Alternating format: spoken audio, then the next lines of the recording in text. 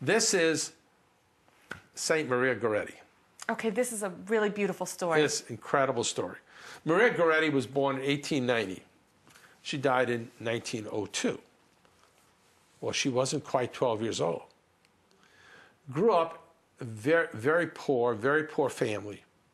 And when she was almost 12, a man named Alessandro Severinelli, who was 20 years old, attempted to have a sexual relationship with her.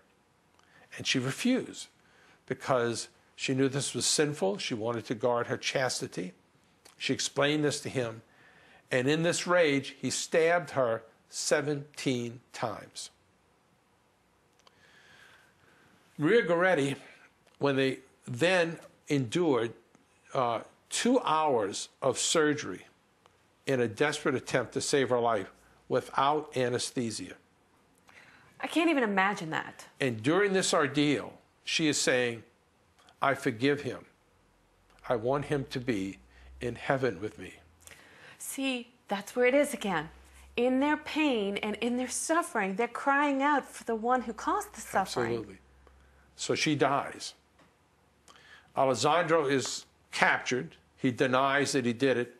Then finally he admits it. He goes to trial. He's sentenced to jail for 30 years. He would have gotten a life sentence, but he was not yet 21. He's in jail. He's bitter. He's angry. He's almost at the point of despair. And in his cell, guess who appears to him?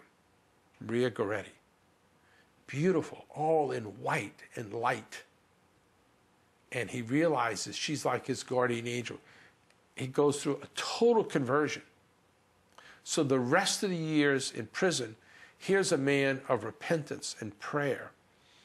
And he gets out of prison 3 years early after 27 years. And he goes to a monastery, and for the rest of his life, he serves as a gardener. But one of the first things he did after he got out of prison, he went to Maria's mother and asked for her forgiveness. And he was there both when she was beatified and when she was canonized. And I think it was in 1950. So he was at a canonization. That is amazing. Oh, no, it was a little earlier, because I think he died in 49, so it might have been a little earlier than it. But it's an amazing story. What's fascinating, before he died, he wrote a letter. And this is what he wrote. This is very moving. He said, I'm nearly 80 years old. I'm about to depart this life. Looking back at my past, I can see that in my early youth, I chose a bad path which led me to ruin myself. My behavior was influenced by print and mass media. And what he's referring to is what we would call today pornography. But the kind of stuff he was exposed to in today's context would be viewed as so mild, no one would even consider it pornography. Right. In bad example, which are followed by the majority of young people without even thinking. And I did the same. I was not worried. There were a lot of generous and devoted people who surrounded me, but I paid no attention to them because a violent force blinded me and pushed me toward a wrong way of life. When I was 20 years old, I committed a crime of passion. Now that memory represents something horrible to me. Maria Goretti, now a saint, was my good angel, sent to me through providence to guide and save me. I still have impressed upon my heart her words of rebuke and pardon. She prayed for me. She interceded for her murderer. 30 years of prison followed. If I had been of age, I would have spent all my life in prison. I accepted to be condemned because it was my own fault. Little Maria was really my light, my protectress. With her help, I behaved well during the 27 years of prison and tried to live honestly when I was again accepted among the members of society.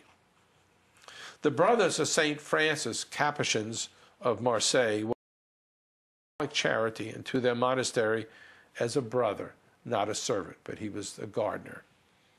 I've been living with their community for 24 years, And now I am seriously awaiting to witness the vision of God, to hug my loved ones again, and to be next to my guardian angel and her dear mother, Assumpta. That was Maria's mom.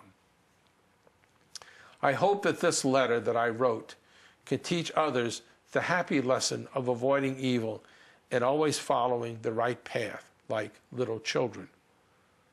I feel that religion with its precepts is not something we can live without, but rather it is the real comfort, the real strength in life, and the only safe way in every circumstance, even the most painful ones of life.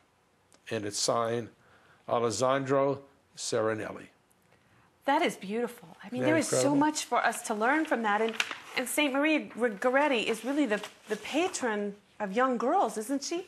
Absolutely, in chastity. Chastity. It's an incredible story. I mean, it's so amazingly moving, and you know, and if you look at it from a human point of view, here's a young girl, it's not 12, and you see she's brutally murdered, and goes through a horrible attempt to save her life, and from a human perspective, you say, what a waste, and yet.